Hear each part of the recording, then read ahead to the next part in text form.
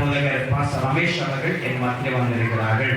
Pastor அன்போடு அழைக்கின்றேன். வந்து கர்த்தருடைய பணிகளை தொடர்ந்து கரங்களை கட்டி பாஸ்டரை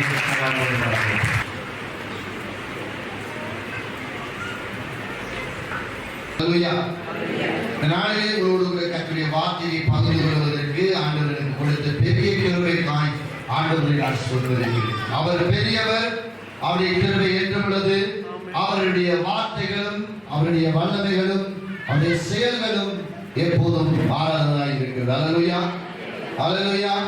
இங்கே சிறுவர்கள் கடவுளை பாடி புகழ்ந்து ஆராதித்த போது நாமும் அவர்களோடு இணைந்து தேவனை உயர்த்தி பாடினோம்.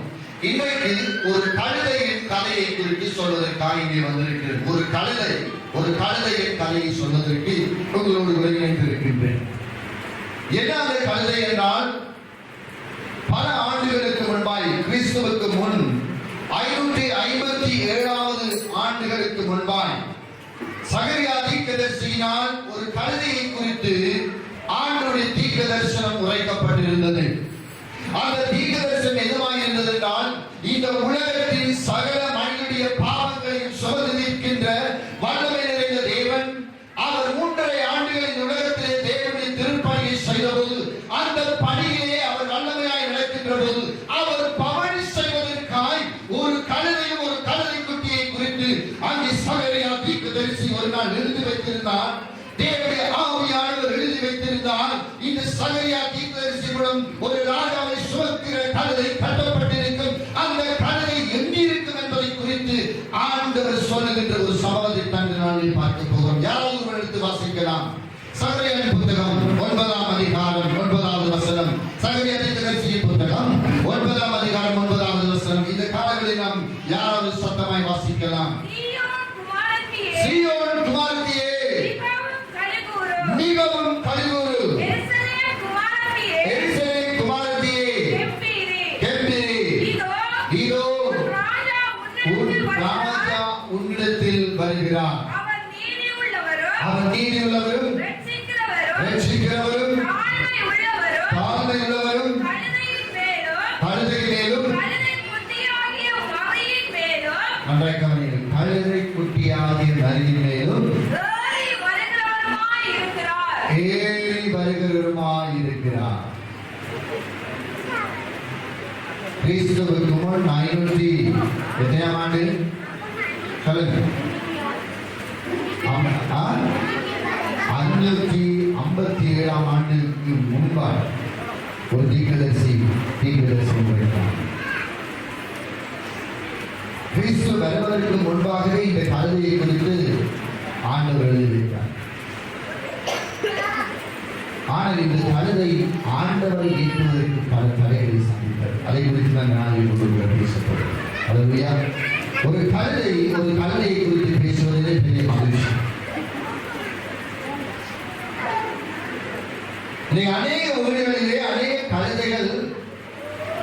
கழுதைகளை வழிநடத்துகிற முறைகள் பிழையாகிவிட்டு,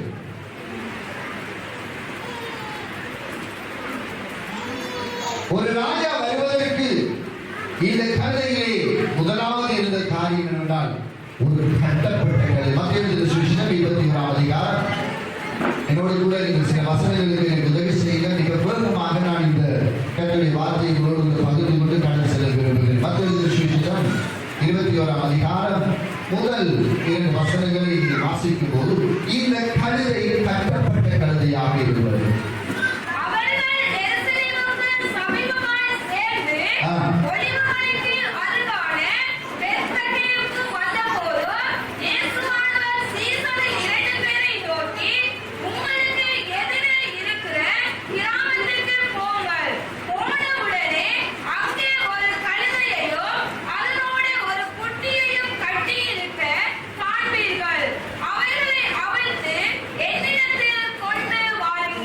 எனவே ஆண்டவராய் இயேசு கிறிஸ்து ஒரு சிறப்பான ஒரு வார்த்தையை சொல்கிறார்.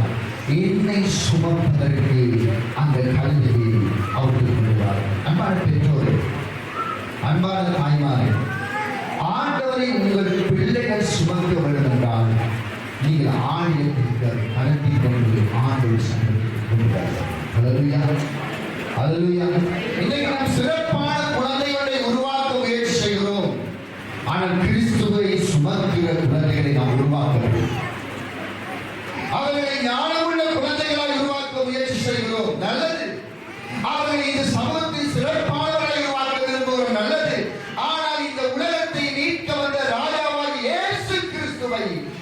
சுமக்கின்ற இயேசுவை சுமந்து செல்கின்ற குழந்தைகளை உருவாக்குவதற்கு நாம் தவறிவிடுகிறோம். இயேசுவோடு பயணிக்கின்ற குழந்தைகளை உருவாக்க தவறிவிடுகிறோம். நான் 2 விதமான குழந்தைகளை பேசுகிறேன். ஒன்று உங்களால் தேவன் உங்களுக்கு கொடுத்த குழந்தைகள், இன்னொன்று உங்களை சுற்றி இருக்கிற குழந்தைகள். சகரியா தீர்க்கதரிசியினால் சொல்லப்பட்ட வார்த்தை நிறைவேறும்படியாக இங்கே ஆலயத்துக்கு முன்பாய் கொண்டு வந்து பிரதிஷ்டை பண்ணும்போது உங்கள் போர்கள் உங்கள் குழந்தையை கை வைத்து ஜெபிக்கும் போது, ஆண்டவரே இந்த குழந்தையை ஆசீர்வதியும், இந்த குழந்தை ஆண்டவருக்காய் வாழ வேண்டும், ஆண்டவருக்காய் நிற்க வேண்டும், ஆண்டவருக்காய் உழைக்க வேண்டும், ஆண்டவருக்காய் ஆண்டவரை பாதிக்கப்பட வேண்டும், ஆண்டவருடைய சமூகத்தில் ஒரு நாள் ஒளியை காணலிக்க வேண்டும், ஒரு தீர்க்கதரிசியாய் நிற்க வேண்டும், ஒரு சுவிசேஷகனாய் நிற்க வேண்டும், நற்செய்தி பணியை முன்னேறி செல்ல வேண்டும் என்று தேவனுடைய சமூகத்திற்கு முன்பு தாயின் தரப்படும் அந்த குழந்தையை எடுத்துக்கொண்டு பிரதிஷ்டை செய்வதற்காக முன்பே வரும்போது அந்த உணர்வோடு வந்த பெற்றோர்கள் பிள்ளைகள் வளர வளர வளர வளர அந்த குழந்தைகளை தேவ சமூகத்தில் அந்த ராட்சியத்தின் மகிமையில் கொஞ்சம் கொஞ்சமாய் விலக்கி விடுகிறோம்.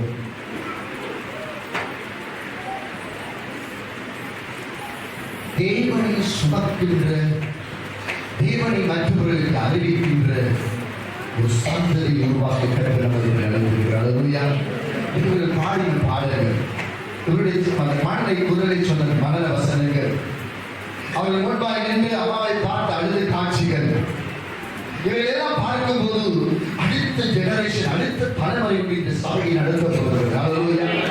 அல்லேலூயா. அவர்கள் இயேசுவை சுமந்து செல்ல போகிறார்கள். ராஜாவிகள் ராஜா வருகிறார், வழிவிடுங்கள், அவர் நேரில் உள்ள ராஜா வருகிறார், கீழில் உள்ள ராஜா வருகிறார், உன்னதங்களில் வாசம் பண்ணுகிற ராஜா வருகிறார் என்பதை இந்த உலகத்திற்கு பறைசாற்றுவதற்கு தேவனால் தெரிந்து கொள்ளப்பட்ட உணர்வுகள் தான் இங்கே நின்றார்கள். அன்புள்ள பெற்றோரே, இன்றைக்கு நீங்கள் அவருக்கு கொண்டு வருகிற பெற்றோரா, அல்லாவிட்டால் அவர்களை அகற்றி விடுகின்ற பெற்றோர்? உங்கள் பிள்ளைகளுக்கு நீங்கள் பரிசுத்த வேதாகமத்தின் மகிமையை எந்த அளவு தூரம் அவர்களுக்கு அவற்றுக் கொடுக்கின்றீர்கள், எந்த அளவுக்கு நீங்கள் கற்றுக் கொடுக்கின்றீர்கள், இந்த மேலையை மகத்துவத்தை எத்தனை பேர் தேவனுடைய பிள்ளைகளாய் இருந்து உங்கள் குடும்பத்தை அதை அறிவிக்கிறீர்கள்? எத்தனை பெற்றோர் நீங்கள் உங்கள் வீடுகளில் பிள்ளைகளோடு சேர்த்து முழங்கால் படித்து மகிழ்ந்த தேவனை ஆராதிக்கிறீர்கள்? எத்தனை பெற்றோர் தேவன் மகிமையுள்ளவரும் மாற்றுள்ளவரும் கனவுள்ளவரும் பிரியமுள்ளவரும் என்பதை ஒவ்வொரு நாளும் பிள்ளைகளுக்கு முன்னே அறிக்கை செய்கிறீர்கள்? எத்தனை பேர் உங்கள் பிள்ளைகள் கரங்களை பிடித்துக் கொண்டு ஆராதனை இல்லாத நாட்களிலே ஆலயத்திற்குள் கொண்டு வந்து முழங்கால் படித்து தேவனை நோக்கி ஜெபிக்க வேண்டும்? இங்கே உன் பாடங்களையும் கவலைகளையும் கண்ணீர்களையும் துக்கங்களையும் கர்த்தருடைய சமூகத்திலே கொண்டு வந்தால் கர்த்தர் கேட்பார் என்பதை சொல்வதற்கு எத்தனை பெற்றோர் நாம் ஆயத்தமுள்ளவர்களாய் இருக்கிறோம்? பிள்ளைகளை ஆண்டவர்களிலே கொண்டு வருகிற இருதயம் உள்ள பெற்றோரை கர்த்தர் வருகிறார். அவர்களை அவற்றுள் கொண்டு வருகின்ற பிள்ளைகள் தேவை என்பது கர்த்தர் விரும்புகிறார். நாம் டியூஷனுக்கு எத்தனை மணித்தியாளர்கள் கொண்டு வருகிறோம்? ஒரு நாளில் ஆகியும் இது உன்னுடைய ஆலயம், இங்கே ஒரு பாரங்களை இறக்கி வைக்கின்ற பரிசுத்த பிள்ளை என்பதை அவர்களை வீட்டிலிருந்து கலட்டி கொண்டு வந்து அவர்களை கொண்டு வந்து கர்த்தருடைய சமூகத்தில் இருந்து முழங்கால் படித்து குடும்பமாய் சொல்கின்ற பெற்றோர் எத்தனை பேர்? எப்படி ஒரு நீதியுள்ள சமூகம் உருவாகும்? கிறிஸ்தவ பெற்றோரே, இந்த கேள்விக்கு உங்கள் பதில் என்ன? இது உங்களுடைய ஆலயம், இங்கே மகமேனவர் இருக்கிறார் என்பதை குறித்து அறிவிக்கின்ற சத்தம் உங்களால் தவிர இங்கே இருக்கிற எவரினாலும் சொல்லப்பட முடியாது. எத்தனை பெற்றோர் நீங்கள் உங்கள் பிள்ளைகளை கூட்டிக் கொண்டு வந்து ஆலயத்தின் திருப்பணிகளிலே சிறு சிறு வேலைகளை செய்வதற்கு கற்றுக் கொடுக்கிறோம்.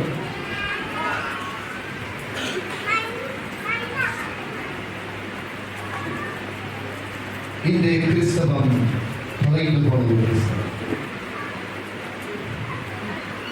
இன்றைக்கு எருசலேம் தேவாலயத்திற்கு 2 புறாக்குச்சியை எடுத்துக்கொண்டு தன் பிள்ளையை கூட்டிக் கொண்டு பல மைல் தூரம் கால்நடையாய் நடந்து அவர் கர்த்தருடைய சன்னிதானத்தில் கொண்டு போய் படிக்கின்றார். சரித்திரத்தினால் தான் இன்று வாழ்கிறோம். கற்றவருக்கு கொண்டு வர வேண்டிய பெற்றோர் பிள்ளைகளின் கால்களை கட்டுவது ஏன்? இரண்டாவதாய் நான் உங்களோடு பேசுகின்ற இரண்டாவது விடயம் என்னவென்றால், அவர்கள் இருவழி சந்தியிலே கட்டப்பட்டிருக்கிறார்கள். ஒன்று ஜீவ வழி, ஒன்று மரண வழி. இது அன்புள்ள தகப்பன்மாருக்கு வருகிற செய்தி. உங்கள் குழந்தைகளுடைய எதிர்காலத்தை ஜீவ வழிக்கு நேராகவும் மரண வழிக்கு நேராகவும் நடத்த வேண்டிய ஒரு பொறுப்பை நீங்கள் தான் பொறுப்பெடுக்க வேண்டியிருக்கிறது. அவர்கள் இரண்டு சந்திக்கு நடுவில் கட்டப்பட்டிருக்கிறார்கள். அவர்களுடைய வாழ்க்கை உலகமா தேவனா, உலகமா தேவனா, நீதியா அநீதியா, உண்மையாய் பொய்யா என்பதிலே அவர்கள் தங்கள் வாழ்க்கையிலே போராடிக் கொண்டிருக்கிறார்கள். இயேசுவிடத்திலே கொண்டு வர வேண்டிய அந்த கழுதை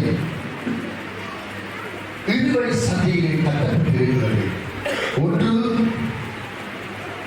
இதை நான் நிறைய விடயங்களை உங்களுக்கு போட்டதற்கு நீங்கள் எழுதிக் கொள்ளலாம், வைத்துக் கொள்ளலாம். உங்கள் குழந்தைகள் இன்று போராடுகிறார்கள். இந்த சமூகத்திலே வருகிற எல்லாவிதான அநீதிகள் நிமித்தம் அவர்கள் வாழ்க்கை பாதிக்கப்பட்டிருக்கிறது. அவர்களுக்கு நீதி எது உண்மை, நீதி எது தவறு என்பது அவர்களுக்கு தெரியவில்லை. அவர்கள் தங்கள் வாழ்க்கை முழுவதும் இந்த உலகிலே போராடிக் கொண்டே இருக்கிறார்கள். அவர்கள் பரிசுத்தமாய் வாழ்வதற்கு விரும்புகிறார்கள். இந்த சமூகம் அவர்களை விடுவதில்லை. ஆனால் பெற்றோர் அப்பாவுக்கு பெரிய பொறுப்பு இருக்கிறது. உங்கள் நீதியின் வாழ்க்கையினால் நீதியின் தேவனை அவர்களிடத்தில் அறிவியுங்கள். நீதியின் வார்த்தையை அவர்களுக்கு கற்றுக் கொடுங்கள். அவர்கள் நீதியின் பாதையை நடக்க வேண்டும் என்றால் நீங்கள் இந்த வேதத்தின் நீதியை அறிந்து கொள்ள வேண்டும். இந்த நீதியை நீங்கள் அறிந்து கொண்டால் தான் அவர்கள் மரண வழியிலிருந்து அவர்களை நம்மால் தப்பித்துக் கொள்ள முடியும். நிறைய அம்மா தலையை அடித்துக் கொள்கிறார்கள். ஐயோ ஆண்டவரை, நான் 15 ஆண்டுகள் ஆலயத்துக்கு போகிறேன். இவன் பிறந்த போது இவனை நான் பிரதிஷ்டை செய்தேன். ஐயோ ஆண்டவரை சமூகத்தில் கொண்டு வந்து இவன் இப்போது கிறிஸ்துவுக்குள் இல்லை, இவன் வாழ்க்கை தொலைந்து போய்விட்டது, எப்படி இவன் வாழ்க்கையை மாற்றுங்கள் என்று போராடுகிறார்கள். காரணம் என்ன? பெற்றோராகி நீங்களும் நானும் நீதியை அவர்களுக்கு கற்றுக் கொடுக்கவில்லை. உலகம் இலகுவாய் அதை கற்றுக் கொடுக்கிறது. உலகத்தின் விளம்பரங்கள் இலகுவாய் கற்றுக் கொடுத்து விட்டது. அவர்கள் இருவழி சந்தியிலே உலகத்தில் கட்டப்பட்டிருக்கிறார்கள். என்ன பெற்றோர் அந்த கழுதையை மெதுவாய் அவிழ்த்துக் கொண்டு வந்து கர்த்தருடைய சன்னிதானத்திற்கு கொண்டு வருகிறது. அங்கே ராஜா போகின்ற காட்சியை பார்க்கிறோம். அப்பா, நீங்கள் ஒரு சிகரெட் குடித்தால் உங்கள் பிள்ளை 5 சிகரெட் குடிக்கும். அப்பா, நீங்கள் ஒரு போதல் சாராயம் குடித்தால் உங்களுடைய பிள்ளைகள் 5 போதல் சாராயம் குடிக்கும். நீங்கள் ஒழித்து விட்டு நீங்கள் சாராயம் குடித்து வெங்காயத்தையோ எக்ஸ்ட்ராவையோ போட்டு வந்தால் உங்களுடைய பிள்ளை வெளியே சிகரெட் குடித்துக் கொண்டு வந்து அது பெற்றோருக்கு நடிக்கும். அப்பா, கர்த்தருடைய சத்தத்திற்கு செவி கொடுங்கள். மறைவாய் செய்கிற எல்லா விடயத்திலும் உங்கள் பிள்ளைகள் பாதிக்கப்பட்டார். அநீதியாய் நீங்கள் எடுக்கிற ஒவ்வொரு விடயத்திற்கும் நீதியின் தேவன் நியாயம் கேட்பார். அதனால் அப்பாவுக்கு பெரிய பொறுப்பு இருக்கிறது. பிள்ளைகளுக்கு நீதியை சொல்லியிருக்கிறது. மரணத்தின் வழியிலிருந்து அவர்களை பாதுகாக்க வேண்டியது. ஒவ்வொரு தகப்பனும் தன் முழங்கால்களை உலகி கர்த்தரிடத்தில் போராடி தனக்கு தேவன் கொடுத்த அந்த குழந்தைக்காய் முழங்காலில் போராடி செழிக்க வேண்டிய ஒரு தேவை இருக்கிறது. அது பெண் குழந்தையாக இருக்கலாம், ஆண் குழந்தையாக இருக்கலாம். ஒரு தகப்பன் தன் பிள்ளைக்கை போராடி வைக்க வேண்டியிருக்கிறது. அம்மாவால் சமைத்துக் கொடுக்க முடியும், உண்மைதான். அம்மாவால் பிள்ளையை பார்த்துக் கொள்ள முடியும் தான், உண்மைதான். ஆனால் உன் குழந்தைக்கு நீதியை நியாயத்தையும் கற்றுக் கொடுக்க வேண்டிய பெரிய பொறுப்பை கர்த்தர் உன்னிடத்தில் கொடுத்திருக்கிறார். மரணத்தின் வழியில் நம் குழந்தைகளை சந்ததியை பாதுகாக்க வேண்டிய தேவை கர்த்தரிடத்தில் கொடுத்திருக்கிறார். அல்லேலூயா, அல்லேலூயா. நீதி தவறி குழந்தைகள் போவதற்கு காரணம் பிள்ளைகள் வீடுகளில் நீதி தவறுகள் செய்யப்படுவதை பிள்ளைகள் தவறியிருக்கிறார்கள். போராடி செலுத்த வேண்டிய ஒரு தேவை, போராடி முழங்காலில் எங்கள் பிள்ளைகளுக்காக செலுத்த வேண்டிய ஒரு பெரிய தேவை நம்மிடத்தில் இருக்கிறது. நம்முடைய நினைவுகளில், எண்ணங்களில், பார்வைகள் நம்முடைய குழந்தைகளும் தங்களுக்கும் அவை இருக்க வேண்டியிருக்கிறது. சரி செய்ய வேண்டிய நம்முடைய பொறுப்பாக இருக்கிறது. மகன் மொத்தமாக வைத்து விடுங்கள். அது நீதி. நீங்கள் நாகரிகம் என்கிற போர்வைகளை அவர்கள் போர்த்து வைப்பதினால்தான் அவர்கள் நீதி என்கிற பாதையிலே அவர்கள் விலகி வருகிறார்கள். இந்த நாகரிகங்கள் எல்லாம் கிறிஸ்துவின் ராஜ்யத்துக்கு விரோதமாக இருக்குமா இருந்தால் அந்த தகப்பனுக்கு பெரிய பொறுப்பு இருக்கிறது, பெரிய ஒழுக்கம் இருக்கிறது. அந்த குழந்தையை கற்றுக்கிறது. உங்களுக்கு கற்றுக் கொடுக்கிறது. உங்களால் மட்டும்தான் அந்த பிள்ளையை நீதியை நடத்த முடியும். அந்த நியாயத்தை கர்த்தர் உங்களுடைய கையில் தான் கேட்பார். மூன்றாவதாய் இந்த சமூகத்திலே குழந்தைகள் என்ன செய்கிறார்கள் என்றால் வாசல் அருகே நிற்கிறார்கள். நான் குழந்தைகளை குறித்து தான் இந்த ஆராதனையை பேசுகிறேன். பொதுவாக நான் இதை ஆயத்தப்படுத்தும் போது உலகத்தை சார்ந்து நான் ஆயத்தப்படுத்தினாலும் இந்த ஆராதனை இந்த குழந்தைகள் நடத்திய போது என்னுடைய ஆவியாளர் குழந்தைகளை குறித்து பேசுவதற்கு அழைக்கிறார். வாசலின் அருகிலே குழந்தைகள் இருக்கிறார். ஆலயத்தின் வாசலின் அருகிலே இருக்கிறார்கள். பாடசாலைகளின் வாசலின் அருகிலே இருக்கிறார்கள். அவர்கள் போகின்ற கிராமங்களிலே வாசலின் அருகிலே இருக்கிறார்கள். உங்கள் குழந்தைகள் இந்த உலகத்தில் சிறந்தவர்களாய் வர வேண்டும் என்றால் பெற்றோராகி நீங்கள் அவர்கள் கரங்களை பிடித்து வழிநடத்தவர். அல்லேலூயா, அல்லேலூயா, சத்தம் அல்லேலூயா, அல்லேலூயா. நம்முடைய குழந்தைகள் சிறந்தவர்களாய் விளங்க வேண்டும் என்றால் அவர்கள் தேவனுடைய ஆவியினால் நடத்தப்பட வேண்டுமாக இருந்தால் அப்பாவார் அம்மாவார் நாங்கள் தான் அவர்களுக்கு வழிகாட்ட வேண்டும். அவர்கள் கரங்களை பிடிக்க வேண்டும். நீங்கள் ஆலயத்துக்குள்ளே வந்து நீங்கள் ஆராதிக்கிறீர்கள் உங்கள் பிள்ளைகள் பாருங்க. நீங்கள் ஆலயத்திலே வந்து எவ்வளவு பக்தியாக இருக்கிறீர்கள் பிள்ளைகள் பார்க்கிறது. எத்தனை மணிக்கு நீங்கள் ஆராதிக்கு போக என்பதை பிள்ளைகள் பார்க்கிறது. நீங்கள் எந்த அளவு உங்கள் போதனை மதிக்கிறது என்பதை பிள்ளைகள் பார்க்கிறது. எந்த அளவு உங்கள் ஆலயத்தை நீங்கள் மதிக்கிறது என்பதை பிள்ளைகள் பார்க்கிறது.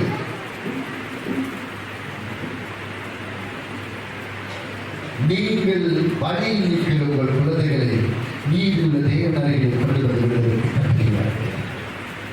கரங்களை கற்று நன்றி சொல்லி மட்டுமல்ல, உங்களை பார்த்து பரலோகம் தரத்தவருமாகிறார். நீங்கள் உங்கள் குழந்தை நீதியை நடத்து கரங்களை பிடித்து நடத்து. உண்மை இல்லாத உங்களுடைய வாழ்க்கையை உண்மை உள்ளவர்களை எதிர்பார்க்க முடியும். பெயர் சொல்கிறது என்னது? நெல்லை விதைத்தால் என்னத்தை அறுக்க முடியாது? கோதுமையை அறுக்க முடியாது. கோதுமை விதைத்து நெல்லை அறுக்க முடியாது. நீங்கள் உங்கள் வாழ்க்கையில் உங்கள் குழந்தைகளுக்கு முன்பாக இந்த ஆராதனை நடத்தி கொண்டிருந்த இந்த குழந்தைகளுக்கு முன்பாக சபையில் இருக்கிற ஒவ்வொரு தலைவர்களும் சபையில் இருக்கிற ஒவ்வொரு மனிதர்களும் உங்கள் நீதியை அவர்களுக்கு காண்பீர்கள். அவர்கள் வழியிலிருந்து உள்ளே வருவார்கள். அவர்கள் அழைத்துவார்கள். ஒருவனை பாடலை பாட வையுங்கள், ஒருவனை வசனம் சொல்ல வையுங்கள், ஒருவனை உயர்த்தி விடுங்கள். அவன் வாசலை காத்திருந்து என்னை யாரையும் கொண்டு விட மாட்டானா என்று கேட்கிற கேள்விக்கு உங்கள் பதிலாக இருக்குது. கிறிஸ்தவன் தொலைந்து போன ஒரு பெரிய இசை கருத்து ஞானி தெரியுமா? ஒரு ஆலயத்தில் ஒரு ரமணி பிச்சை ஒரு குழந்தையை தள்ளிவிட்டார். அவனை தொடரலாம் என்று சொன்னார். அவனை புறமே தள்ளினார்கள். அவன் தான் இன்றைக்கு உலகில் பெரிய தமிழ் இயக்க கலைஞர்களில் மிக சிறப்பான இடத்தை பிடித்துக் கொண்டார். ஒரு திருச்சபை இழந்து போன ஒரு பிள்ளை உங்கள் சபையில் ஒரு குழந்தையை இழப்பதற்கு ஆரம்பிக்கிறார். அல்லேலூயா, அல்லேலூயா. இன்றைக்கு நீங்கள் உங்கள் குழந்தைகளை இழந்தீர்கள் என்றால் நாளைக்கு திருச்சபையில் குழந்தைகள் இருக்க மாட்டார்கள். வெறும் கட்டடம் மட்டுமே.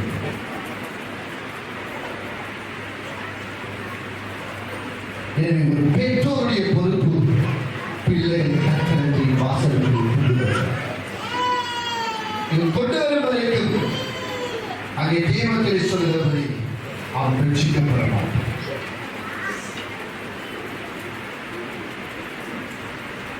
நிறைய பேர் நாம் பாடுகிறோம், ஆலயத்துக்கு போகிறோம், உபாசிக்கிறோம். அம்மாவை பார்த்தீங்கன்னா விடிய விடிய உபாசம், விடிய விடிய ஜபம், விடிய விடிய ஆராதனை, அங்கே கூட்டம் இங்கே கூட்டம், போக எல்லாரும் கூட்டம். ஆனால் வாழ்க்கையில் பிள்ளைகளை கேட்டால் ஒரு உண்மை இல்லை, ஒரு நீதி இல்லை, ஒரு ஒழுக்கம் இல்லை, ஒரு விட்டுக் கொடுப்பு இல்லை. 5 ஆண்டுகளில் அம்மாவும் அப்பாவும் கலைப்பதில்லை.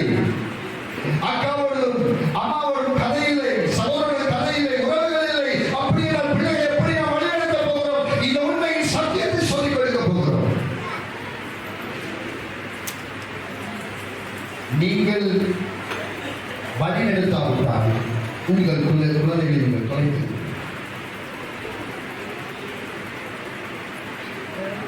உங்களுடைய போதகர்களோட 2 மணி நேரம் மாத்திரம் போதிக்கிறார். ஒரு ஆராதனை ஒரு 7:30 10:30 வரைக்கும் ஒரு 3-4 அவர்தான் ஆராதனை. ஆனால் உங்கள் குழந்தைகள் ஆக போதகர் எவ்வளத்தை காண்பது ஒரு ஞாயிற்றுக்கிழமையில், ஒரு சனிக்கிழமையில் ஒரு சண்டஸ்துதிகளை காண்கிற குழந்தை. அவர்களினால் உங்கள் பிள்ளைகளுடைய வாழ்க்கை மாற்றத்தை ஏற்படுத்த முடியாது. பெற்றோராகி உங்களால் மட்டும்தான் அந்த மாற்றத்தை ஏற்படுத்த முடியும். அல்லேலூயா, அல்லேலூயா, அல்லேலூயா. ஒவ்வொரு நாளும் உங்களோடு பயணிக்க உங்கள் பிள்ளைகள் உங்களை பார்க்கிறார்கள். நீங்கள் உங்கள் கைகளை பிடித்துக் கொள்ளுங்கள். ஒரு 5 நிமிடம் பிள்ளைகளோடு பேசுங்கள். அவர்கள் உடல்கள் படித்து ஜெபங்கள். அவர்களோடு இயேசுவின் மகத்துவங்களை மகனை பேசுங்கள். அவர் எப்படி அதிசயமான அற்புதமான ஒரு தேவையை எப்படி சந்திக்கிறவர்கள் சொல்லிக் கொள்ளுங்கள். அவர்களுக்கு அறிவுகள் விடுங்கள்.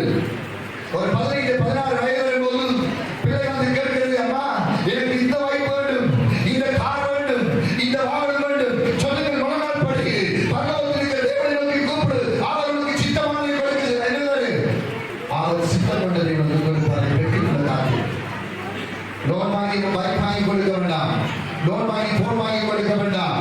நீங்கள் மரணத்தை அவனுக்கு வாங்கி கொடுக்கிறீர்கள், அழிவை அவனுக்கு வாங்கி கொடுக்கிறீர்கள். மற்ற பிள்ளைகளுக்கு முன்பு இந்த பிள்ளை கெட்டாயிக் கொள்ள விரும்பினால் அவனுக்கு அடைக்காலம் பட்டியலை அடித்துக் கொள்ளுங்கள். ஏனென்றால் கிறிஸ்தவர் பெற்றோர் கிறிஸ்துவை இந்த உலகத்தில் காண்பிருப்பதில்லை. கடன் வாங்கி கடனாளிகளை மாறுவதற்கு கர்த்தர்களை வழிநடத்துவதில்லை.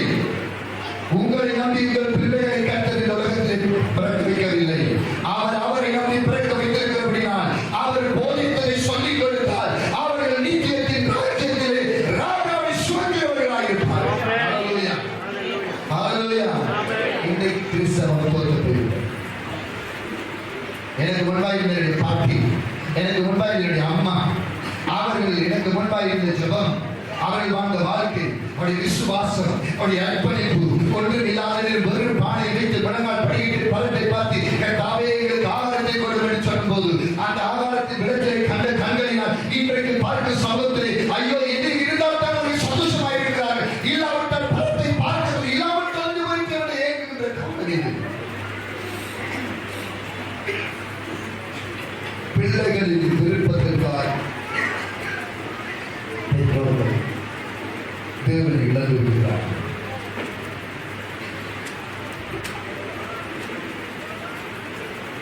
நாலாவதாய் நாம் சிந்திக்க அழைக்கப்படுகிறோம்.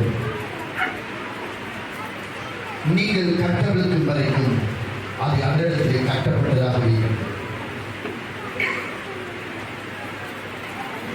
நீங்கள் கட்ட அவளுக்கு வரைக்கும் அது அங்கே கட்டப்பட்டதாக. வாசிக்கலாம். மார்க்கு சுவிசேஷம் 11ஆம் அதிகாரம் 4வது வசனத்தை யாராவது வாசிக்கலாம். அவர்கள் போய் வெளியே இருவழி சந்தியில் ஒரு வாசலருகே கட்டி இருந்த அந்த குட்டியை கண்டு அதை அவிழ்த்தார்கள். என்ன செய்தார்கள்? குட்டியை என்ன செய்தார்கள்? அவிழ்க்கும் வரை அது அங்கேயே இருக்கிறது. கடவுள் உங்களை ஒரு பிள்ளைகளை சீஷர்களாய் வைத்திருக்கிறார்.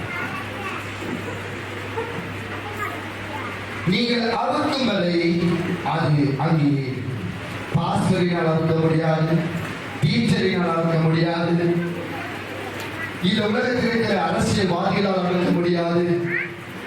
உங்களை போல என்னை போல சாதாரண கொண்டுதான் நம்முடைய குழந்தையை கட்டப்பட்டிருக்கிறார். அல்லேலூயா. நீங்கள் நினைப்பது கேட்பது நிறைய அம்மா சொல்ற இது மாடு, மாடுக்கு மாடு பிறக்கலாம், ஆடுக்கு ஆடு பிறக்கலாம், கழுதைக்கு கழுதை பிறக்கலாம். அநேக பெற்றோர் எதிர்பார்ப்பது பிள்ளை 100க்கு மார்க்ஸ் எடுக்க வேண்டும். இங்க இருக்கிற பெற்றோரை நான் பார்த்து கேட்கணும், கணக்கு நீங்கள் எடுத்த மார்க்ஸ் எல்லா பெற்றோருக்கும் என்ன இருப்பது? என்னுடைய பிள்ளை மற்றவர்களுக்கு முன்பே 100 மார்க்ஸ் எடுக்க வேண்டும். இதனால் உங்களுக்கு கிடைக்க போகிற நன்மை என்ன?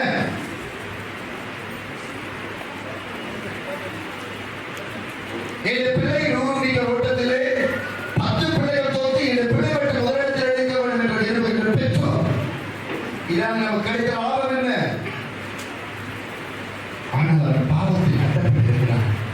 நோயில் கட்டப்பட்டிருக்கிறான், அடிமைத்தத்தில் கட்டப்பட்டிருக்கிறான், பிசாசின் பிடியில் கட்டப்பட்டிருக்கிறான். இவனை கட்ட வைத்துக் கொண்டு பரம்பொருளாகிய இயேசுவை ஏற்றி பரலோகத்திற்கு கொண்டு செல்கிற மகிமைகளை ஏற்றி செல்லும் ஒரு பயணியாளியாய் மாற்ற வேண்டிய அல்லேலூயா. 100 மாசம் இருக்கிற தப்பு எக்ஸலன்ட் ஸ்டூடெண்ட்ஸா இருப்பது தப்பில்லை, ஞானமான இருப்பது தப்பல்ல. ஆனா ஞானத்தை கொடுக்கிறவரை அவன் மறந்து போனால் எல்லாமே பொறுத்து போயிருக்கான். அல்லேலூயா. சத்தம் அல்லேலூயா. ஞானத்தை கொடுக்கிற வார்த்தையை மறந்து போனால் எல்லாமே போய்விடும். இன்றைக்கு சீஷர்கள் கற்பவர்கள் இல்லை, மற்றவரை கையெழுத்தி குற்றம் சாட்டுவதாக இருக்கிறார்கள். எத்தனை பேர் உடைய ஆலயத்தில் தவறாக புரிந்து கொள்ளணும்? எத்தனை பேர் உடைய ஆலயத்தில் இருக்கிற மனசுகுடத்தை பார்த்திருக்கிறீர்கள்? எத்தனை பேர் உடைய ஆலயத்தில் இருக்கிற இந்த ஒன்று கூடுகின்ற இடத்தை பார்த்திருக்கிறீர்கள்? நான் ஒவ்வொரு நாள் பார்க்கிறேன். ஏனென்றால் நீங்கள் என்றைக்காயிலும் உடைய மனசுகுடத்தை போய் பாருங்கள். என்றைக்காயிலும் இந்த கட்டடத்தில் இருக்கிற இந்த சின்ன அது ஒன்று கூடுகிற இடத்தை கொஞ்சம் அண்ணாந்து பாருங்கள். ஒரு குடும்பமாகிலும் அதை சிந்திக்காவிட்டால் உங்கள் பிள்ளைகள் கட்டப்பட்ட நிலையில் நடந்துள்ளார். நீங்கள் இதை கண்டு போய் பார்க்கலாம். உங்களுடைய ஆலயத்தை குறித்து சொல்லுங்கள். பிள்ளைகளோடு பெற்றோர் வந்து ஆலயத்துக்குள்ளே கொண்டு வந்து அவர்களை கொண்டு கடவுளுடைய வேலை செய்ய கற்றுக் கொடுக்காத பெற்றோர் எதிர்காலத்தில் ஒரு ஆலயத்துக்குள் இருக்க மாட்டார்கள். உங்கள் குலத்தில் இந்த ஆலயத்திற்குள்ளே இருந்து சந்ததி சந்ததியாய் பரம்பரையாய் கர்த்தரை மகிமைப்படுத்த வருகிறார். அவர் வர தாமதிக்க சித்தம் கொண்டார் என்றார். இந்த பூமியை இன்னும் இந்த சபை நிலைத்திருக்க வேண்டும் என்றால் பெற்றோராய் ஒவ்வொருடைய பொறுப்பும் என்னுடைய ஆலயம். அதை கர்த்தருக்கு கொண்டு என்னுடைய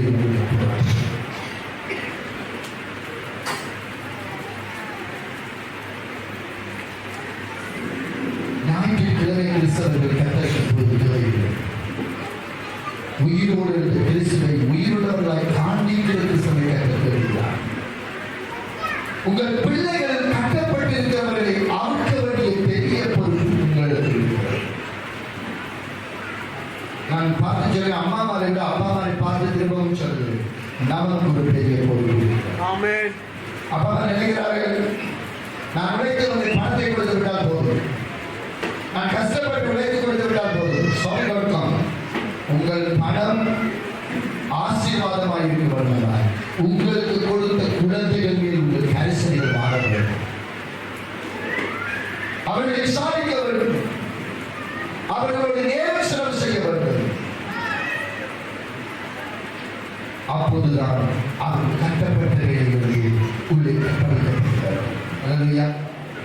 அப்ப காலையில் விடிய 3 மணிக்கு கிளம்பி போகிறார், இரவு 12 மணிக்கு வீட்டை வருகிறார். திரும்ப அடுத்த காலையில் 3 மணிக்கு போகிறார், இரவு 12 மணிக்கு வருகிறார். பிள்ளை வீட்டை கேட்கிறது, நம்முடைய அப்பா யார்?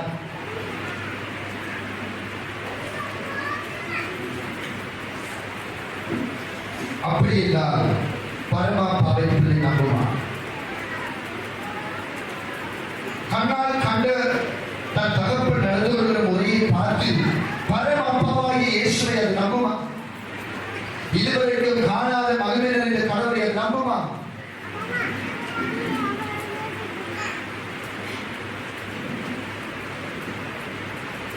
நான் வீடுகளில் என்னத்தை பேசுகிறேன்? நம்முடைய குடும்பங்கள் எதை குறித்து வீட்டை அடிக்கடி பேசுகிறோம்? பழைய துருத்திகளை, பழைய பீத்தல்களை, கிழிந்து போன பழைய சடங்குகளை, நம்மளை விட்டு அகற்ற வேண்டிய அசுத்தங்களை பேசுகிறோமா? இல்லாவிட்டால் பரமேற போகின்ற பரிசுத்தரின் பரத்தை குறித்து பேசுகிறோம். நம் வீடுகளிலே பேசுகிறோம். பிள்ளைகளை பெற்றோருக்கு இருக்கிறது. பாடசாலையில் அவர்கள் போகும்போது அவர்களுக்கு நீதி கிடைக்கவில்லை. வீதியிலே அவர்கள் நடந்து போகும்போது அதிகாரிகளுக்கு அது கிடைக்கவில்லை. அவர்கள் தேடி சென்ற இடங்களெல்லாம் அசுத்தமும் பாவமும் கொடுமையும் ஆக்கிரமும்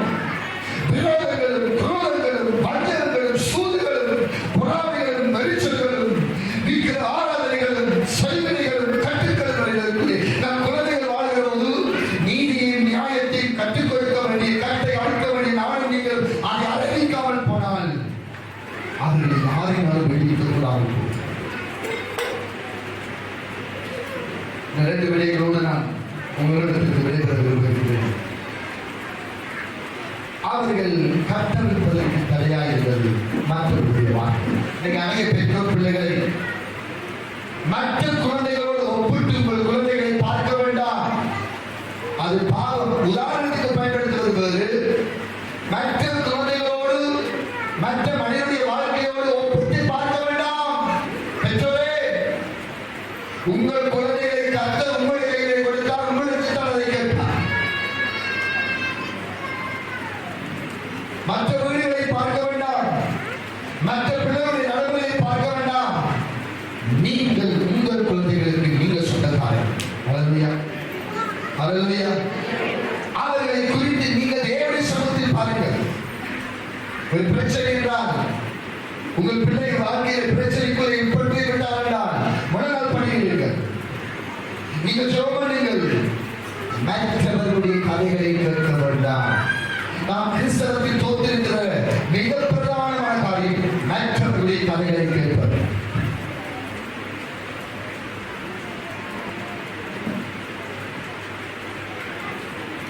நம்முடைய பிள்ளைகளை தேவனுடைய வழிநடத்துவதை போட்டு நம்மளுடைய கற்றுக்கொள்வது. எத்தனை பெற்றோர் நீங்கள் காலையில் பிள்ளைகள் பாடசாலைக்கு போகும்போது அவருடைய பக்கத்தை அணித்து ஒரு முத்தம் கொடுத்து ஜெபம் பண்ணி அனுப்புவீர்கள். எத்தனை பெற்றோர் நீங்கள் அவர்களோடு கொஞ்ச நேரம் கலைத்து இன்றைக்கு இந்த பாவத்தை சந்திக்க போகிறார், இதை ஆண்டவருடைய நாமத்தில் தேவனோடு சொல்லிக் கொடுக்கிறோம்.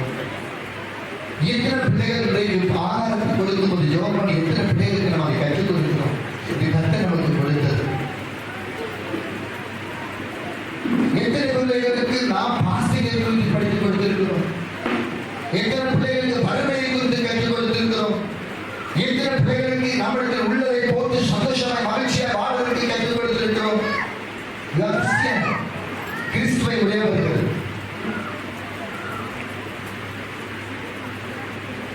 தோல்விகளை கற்றுக் கொடுத்திருக்கிறோம், இல்லாமைகளை கற்றுக் கொடுத்திருக்கிறோம்.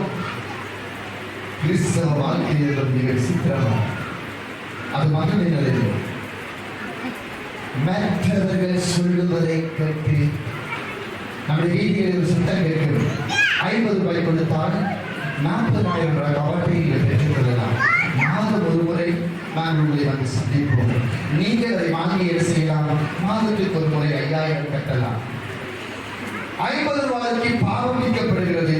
அது வீதியின் வழியாய் நம் வீடுகளில் வாசல் வரைக்கும் அது வருகிறது. அதிலே மோகம் கொள்கிறதுனால் அதை நாம் விழுந்து விடுகிறோம்.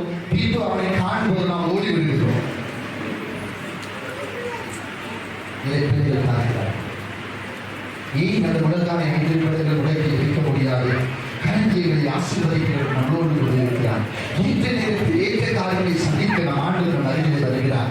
அவராலே நமக்கு என்ன தேவை என்பதை அவர் அறிந்திருக்கிறார். காகங்களை கவனித்து பாருங்கள். அவைகள் விதைப்பதில்லை, அறுப்பதில்லை, பறவைகள் அவர்களை என்ன செய்கிறார்? போஷிக்கிறார் என்று சொல்கிறாரே.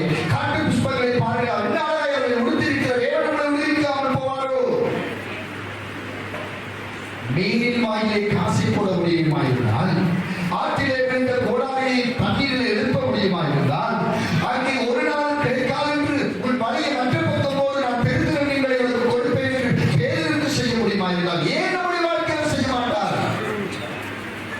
நாம் குழந்தைகளுக்கு சொல்லிக் கொடுக்கிறோம்.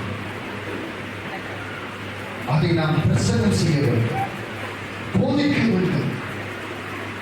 அவர்களுக்கு சவால் சொல்லி நாம் காண்பிக்க வேண்டும். நாம் அடிக்கடி சொல்ல வேண்டும், நான் கர்த்தரை பார்க்கிறேன், நீ கர்த்தர் உன்னை பார்க்கிறார். அவர் உங்களை சந்திக்க வல்லமை உள்ளவராய் இருக்கிறார். ஹல்லேலூயா.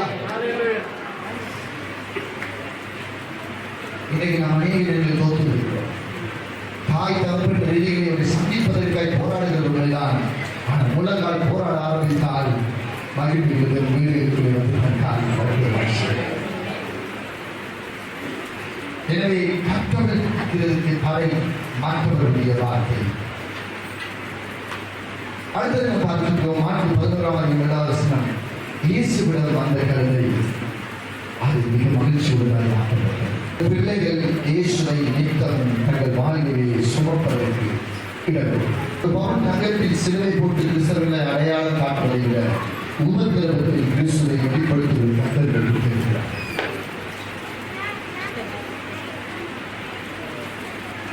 உபத்திரவங்களுக்கு நடுவிலே கர்த்தருடைய பிள்ளைகள் எழுதுகிறார். இயேசு எழுதின கவிதை அங்கே 516வது ஆண்டு கிறிஸ்துவுக்கு முன் சொல்லப்பட்ட தீர்க்கதரிசி இப்போது இந்த கவிதை ஆயிரம் இயேசுவை ஏற்றிச் சென்றது. இந்த கவிதை அடுத்ததாய் வஸ்திரங்கள் போடப்பட்டது. அது ஒரு காலம் மற்றவர்கள் ஊத்த உறுப்புகளை சுமந்த கவிதை. இப்போது இயேசு ஏறினதினால் ஏழாவதாய் வஸ்திரங்களை அந்த கவிதைக்கு போட்டார்கள். உலகில் வைத்து போட்டார்கள். ஏனென்றால் அந்த கவிதையில் யார் இருக்கிறார்? ராஜாதிராஜாவாகிய இயேசு கிறிஸ்து. உங்கள் பிள்ளைகளுடைய வாழ்க்கையை ஆண்டவர் அன்றைக்கு அவர்கள் எல்லா இடங்களிலும் ராஜாவை சுமந்துள்ளவர்களாக இருந்தார்கள். அவர்களை பார்த்து சொல்வார்கள், ஒரு பிள்ளைகள் அவர்கள் ஒளிவர கண்டுகள், அவர்கள் நீ கவலையில் நடப்பட்டவர்கள், அவர்கள் தன் காலத்தை தன் கனியை தருவார்கள் என்று. இன்றைக்கு அநேக பிள்ளைகள் 10வது வயதில் நம்ப ஆரம்பிக்கிறார். யார் என்று தெரியாத, யார் என்று புரியாத, எந்த நபர் என்று தெரியாத ஒரு நபரை திடீரென்று அன்பு செய்கிறது. அது 10 வயதிலே காதலிக்க தோன்றுகிறது. இது எங்கிருந்து வந்தது? யார் சொல்லிக் கொடுத்தது? நீங்கள் அங்கே பார்த்து அவர்கள் சொல்லிக் கொடுத்தது. இயேசுவை சுமக்கிற கல்விக்கு எல்லா மனிதனின் மதத்தில் நிறைவடைகிறது. அல்லேலூயா. சத்தவர் அல்லது மாமா சத்தவர் அல்லேலூயா. சிலரே காரியங்களை குறித்து கவலைப்பட்டுக் கொள்ளுங்கள். உங்கள் பிள்ளை இயேசுவை சுமக்கிறதா இருந்தால் அந்த பிள்ளை இந்த பூமியில் ஒரு நாள் வைக்கப்படாது என்பது கர்த்தருடைய வார்த்தை. அல்லேலூயா. இயேசுவை சுமப்பதற்கு நீங்கள் உங்கள் குழந்தைகளை கொடுத்திருக்கிறீர்கள். கடைசியாக நான் முடிவு செய்ய விரும்புகிறேன். 8வது ஆண்டவர் இயேசுவை சுமக்கும் கழுதை இந்த பூமியில் ஆண்டவருடைய ராஜ்யத்தின் வளர்வை இன்றைக்கு வரைக்கும் இந்த கழுதை பேசப்படக்கூடிய பைபிள் பலாயிரம் கழுதைகள் இருந்தாலும் ஒவ்வொரு ஆண்டும் புதுத்தோலை ஞாயிறு வரும்போது இயேசுவை சுமந்த கழுதை பேசப்பட்டுக் கொண்டிருக்கிறது. எனவே நான் சொன்னேன், வந்தவுடனே ஒரு கழுதையை குறித்து செய்வது பேசினார். எந்த கழுதை இயேசுவை சுமக்கிறதோ அந்த கழுதை பூமியிலே மதித்தால் பேசப்படும். வில்லியமோடு என்கிற ஒரு தேவ மனுஷன் தன் வாழ்க்கையை இங்கிலாந்து தேசத்தில் பிறந்து தான் பட்ட படிப்புகளை முடித்து தன் திருமணத்தை முடித்துக் கொண்டு தன் மனைவியை கூட்டிக் கொண்டு அவர் இலங்கை நோக்கி பயணித்த போது மனைவி மறித்து தலையை அடக்கம் பண்ணப்பட்டு அவர் அடக்கம் செய்யப்பட்டு 8 மாதங்கள் மட்டக்களத்தை வாழ்ந்து பல பாடசாலைகளை உருவாக்கி ஆலயங்களை உருவாக்கி இன்றைக்கும் அந்த கழுதை ஒரு கையிலே விளக்கையும் ஒரு கையிலே வேதத்தையும் சுமந்து பூமியை சாட்சி கொடுத்து வருகிறது. அந்த தாயுடைய அந்த தகப்பனை கடிதம் சொல்கிறது, என் பிள்ளை தனது 6வது வயதில் 7 முறை வேதத்தை படித்து முடித்தான். அதனால் தான் அவன் ஒரு மிஷனரியாக செய்தான். மண்ணில் வருவதைத்தான் இன்றைக்கும் அந்த கருத்தை பேசப்பட்டுக் கொண்டே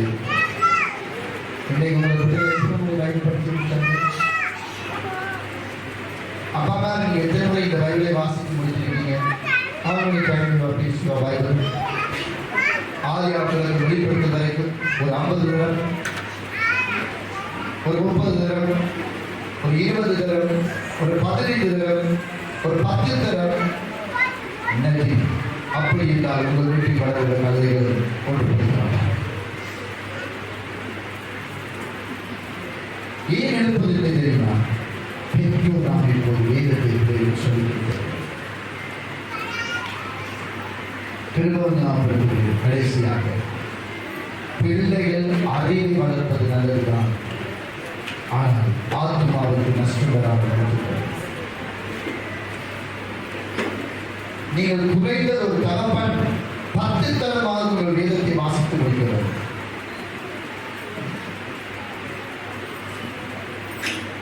ஞாயிற்றுக்கிழமை மட்டும் வேதத்தை கொண்டு வருவதை போதிருக்கிறேன். இறுதியாக உங்களோடு கூட நான் ஆண்டுடைய வார்த்தையை நிறைவு செய்து கொண்டிருக்கிறேன். இயேசுவின் பின்னே போகிறான், துணிந்து பின்பற்றினான் என்னை வார்த்தை 1 பேரின் புத்தகம் 5ஆம் அதிகாரம் 1ஆவது வசனத்தை ஒரு வாசித்து நாம் யோகனை முடிக்க போகிறோம்.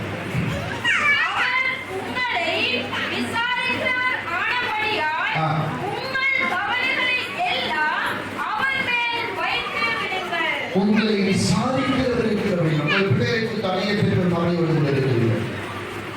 உடைய பிள்ளைகள் எதிர்காலத்தை குறித்து கவலையோடு கொண்டிருக்கிறீர்கள். போராடி கொண்டிருக்கிறீர்கள்.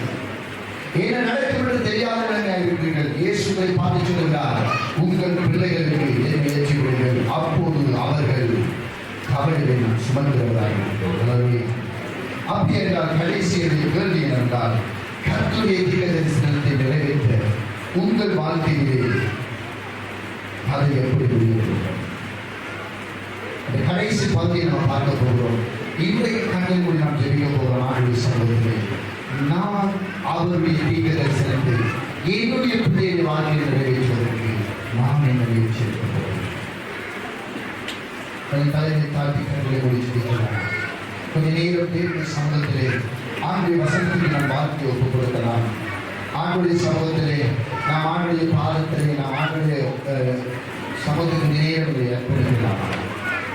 ஆண்டு தெரிவிப்போம். யாருக்கு யார் ஜெயிக்க வேண்டாம். உங்கள் பிள்ளைகளுக்காக ஜெயிக்க போகிறீங்க. உங்கள் பிள்ளைகளுடைய எதிர்காலங்களுக்காக ஜெயிக்க போகிறீங்க. இந்த நல்ல பாம்பரி சண்டையிலே உங்கள் குழந்தைகளை நினைவுலைங்க. அந்த பிள்ளைகளுடைய பேர் பார்த்து அப்பா பிள்ளைகளுக்கு தெரியாம இருக்கலாம். அவருடைய வயசு தெரியாமல் இருக்கலாம். பிறந்த நாள் தெரியாமல் இருக்கலாம். பரவாயில்லை. கொஞ்ச நேரம் உங்களுடைய பிள்ளைகளை நினைவு கூறுங்க. ஆண்டு சமூகத்தில் யோகம் பண்ணுங்க. தேவன் உங்களை நம்பி கொண்டிருக்கிற குழந்தைகளுடைய எதிர்காலத்திலே அவர்களுடைய தீர்க்க தரிசனம், அவனை குறித்து கட்டளையிட்டிருக்கிற தீர்க்க தரிசனம் நிறைவேறுவதற்கு ஆண்டவருடைய வாழ்க்கையை அர்ப்பணிக்கிறேன். இவ்வளவு காலம் ஒரு மேக்ஸ் டீச்சரை நம்பினீங்க, சயின்ஸ் டீச்சரை நம்பினீங்க, ஒரு இவ்வளவு காலம் வந்து பெரிய பெரிய மனிதர்களை நம்பினீங்க. கருத்து சொல்கிறார், உங்களை நீங்க நம்பி யோகம் பண்ணுங்க.